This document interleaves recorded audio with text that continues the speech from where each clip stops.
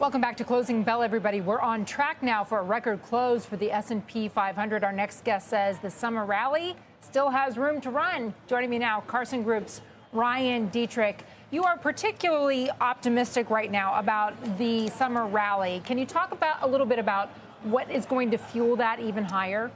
Yeah, thanks for having me back, and good afternoon, everybody. So there's a couple things. I think the one thing that's fascinating to us at the Carson Group is this market's hitting all-time highs as we're talking.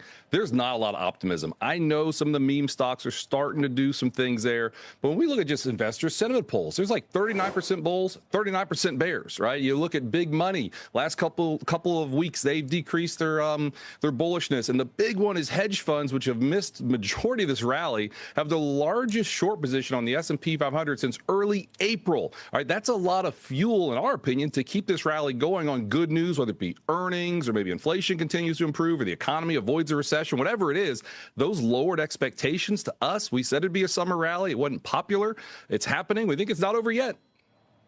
When you look at the sort of sentiment that is driving the meme stocks and driving the momentum, would you consider that to be frothy, or is it just optimistic?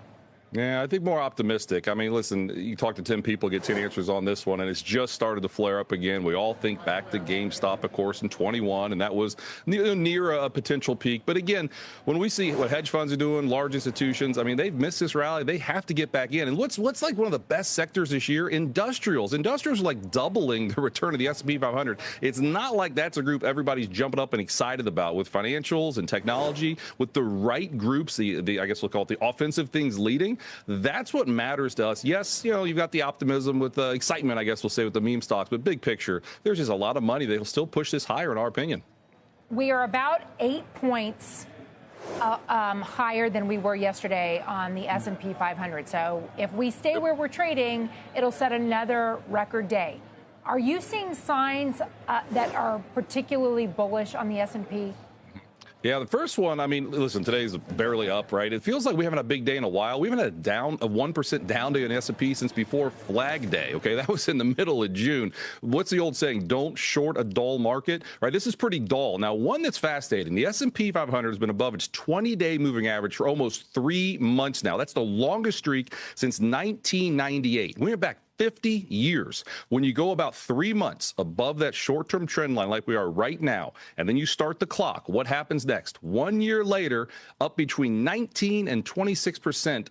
A year later, higher every time, and higher 6 months later every single time. So the reality is this blast of strength the last 3 months, in our opinion, is extremely rare, but it tends to take place, at the start of a new bullish phase. I know it sounds kind of crazy to say, but that's what we're seeing here. Rick Reeder was just on with me, and he doubled down on this generational opportunity, both, he says, in tech and where bonds are concerned.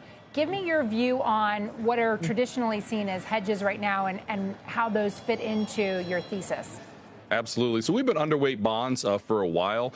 We added some treasuries earlier this year for the first time in a while. But the big theme we've had is diversify your diversifiers. Think about a 60-40 bucket, right? 60% stocks, 40% is the other stuff. We'll talk about the other stuff. We added gold for the first time in our tactical models back in April of 2023. Just recently added some more gold to more of our longer-term strategic models that we run for our Carson partners. So we like that. We've got some managed futures in there. We have some cash. I mean, we're not too warm and fuzzy on bonds, but we do think there's other areas that can help you diversify your portfolio. But at the end of the day, we're still overweight stocks. We still think that's the way to go.